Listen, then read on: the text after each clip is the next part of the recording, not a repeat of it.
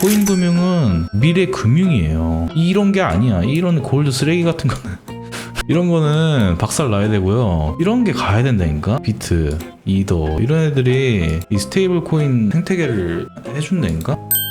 그래, 내가 스테이블 코인 대충 설명을 좀 해볼까요? 오니기 형. 스테이블 코인이라는 개념이 뭐냐면, 요놈 왜 해야 됨? 이런 생각 들 거야. 나 지금 돈 잘 쓰고 있고요. 토스에서 20만원 있는데 이거 잘 카드 이렇게 띡 하면 되는데요. 이런 생각이 들 거란 말이야.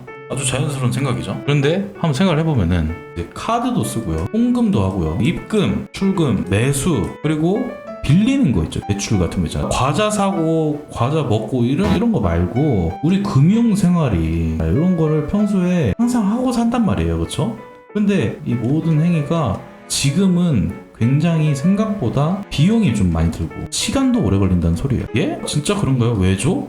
이거 봐봐. 비용 같은 경우는 예를 들어서 요즘은 그런 게 있어. 송금이나 입출금 같은 경우는 은행끼리 경쟁을 막 하다 보니까 사실상 무료가 됐어요. 프리가 됐어요. 그런데 해외 쪽은 다릅니다. 해외는요, 비용이 꽤 붙어요. 꽤 들더라고. 10달러씩 15달러씩 가져가. 게다가 해외는 또 시간까지도 꽤 걸린다. 송금하는데 시간이 얼마나 걸리냐, 이거는 이제 어플이나 그 회사마다 다 다르긴 한데, 내가 이제 이용했던 거기는요, 이거 송금하는데 뻥이 아니라 글쎄요 한 3-4일 걸렸어. 그리고 절차가 막 이렇게 좀 있는 거예요.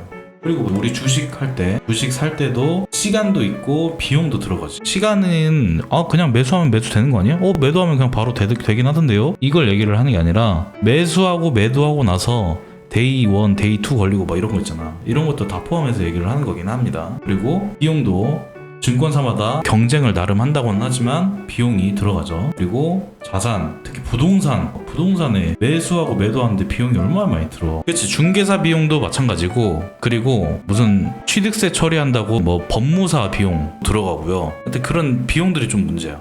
이제 비용과 시간이 많이 든다. 자, 그 다음에 내가 제일 진짜 중요하다고 생각되는 거는 이제 빌리기야. 빌리기. 대출이라는 게 조금 이상합니다. 빌리려면은 너무 힘들어. 내가 보기에는 지금 대출이라는 게 뭔가 좀 구식이야. 무조건 대면을 해가지고 이것저것 체크하고 뭐하고, 그리고 또 지점마다 달라. 지점마다 말하는 것도 다르고, 그리고 금리도 또 지점마다 다르고, 될지 안 될지 이게 제일 손가락 빨고 있어야 돼.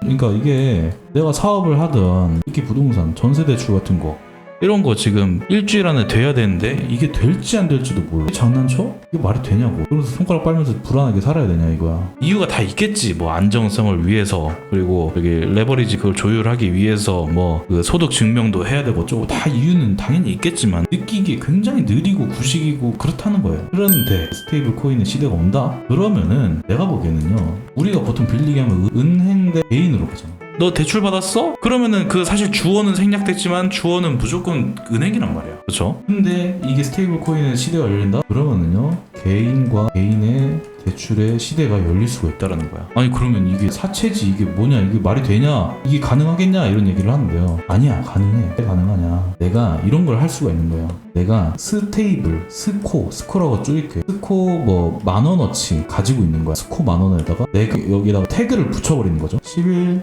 빌려줄게. 10일을 빌려줄 테니까 10일 뒤에 1,200원으로 주셈.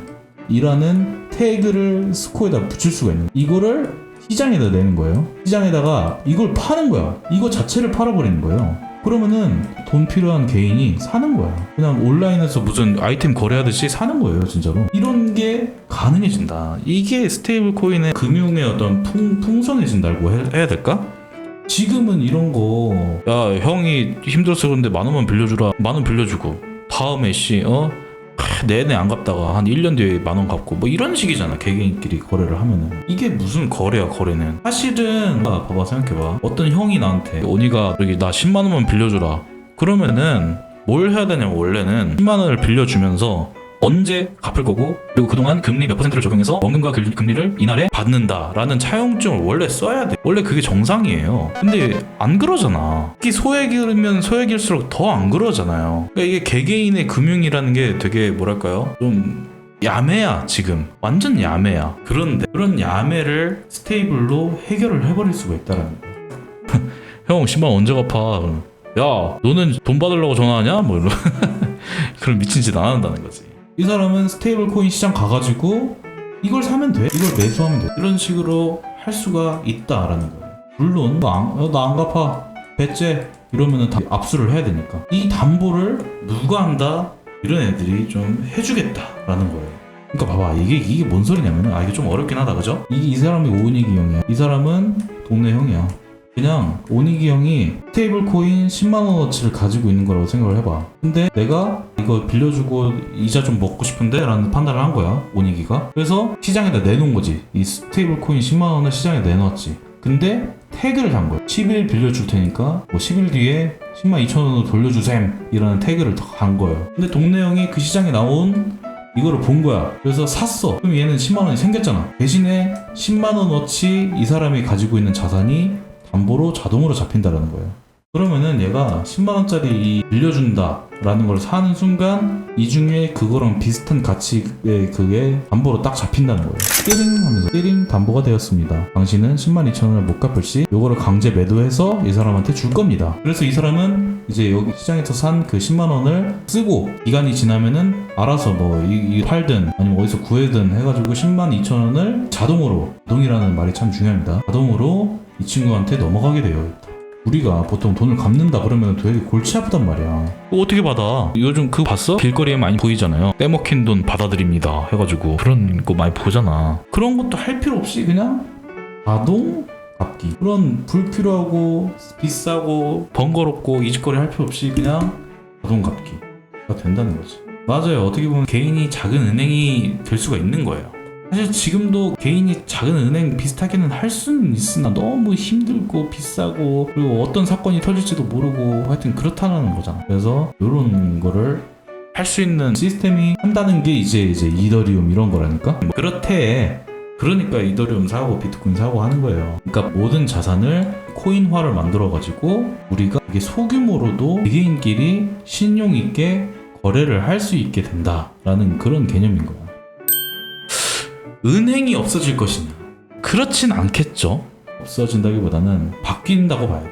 은행이 대형 자산을 뭐가 됐든 가지고 있는 기업이잖아. 지금의 시스템으로 굴러가진 않겠지만 대형 자산을 가지고 있음으로써 이 코인 시장에서 어떤 역할을 하겠죠. 그래서 스테이블 코인의 시대가 온다라는 것은 지금 기존의 주식 금융이 신식 금융으로 바뀌면서 개개인도 굉장히 자유롭게 여러 가지 것을 여러 형태로 거래할 수 있는 시대가 온다 그런 거라는 거죠. 그래서 이제 요즘 스테이블 생태계를 만들어 줄 회사도 나오고 그리고 그 생태계에서 어떤 역할을 할 코인도 나오고 그래서 이게 태그가 굉장히 다양하게 달 수가 또 있는 거야. 스테이블 코인만 가지고 얘기를 했지만 부동산 코인으로도 뭔가를 할 수 있고요. 코인으로 뭘 할 수 있고요. 주식 코인으로도 뭘 할 수 있고요. 여러 가지 태깅 해갖고 막 시장에다 내놓고 되게 재밌는 계약을 걸어가지고 이걸 이제 계약이라고 합니다. 이런 태그, 내가 태그라고 얘기를 했는데 이걸 이제 계약이라고 하죠. 조건이 붙는 거지. 이 조건을 이제 여러 가지 조건, 굉장히 재밌는 조건들을 많이 붙여서 시장에다 내놓고 그것들을 거래하고 이런 재밌는 세상이 온다는 거야.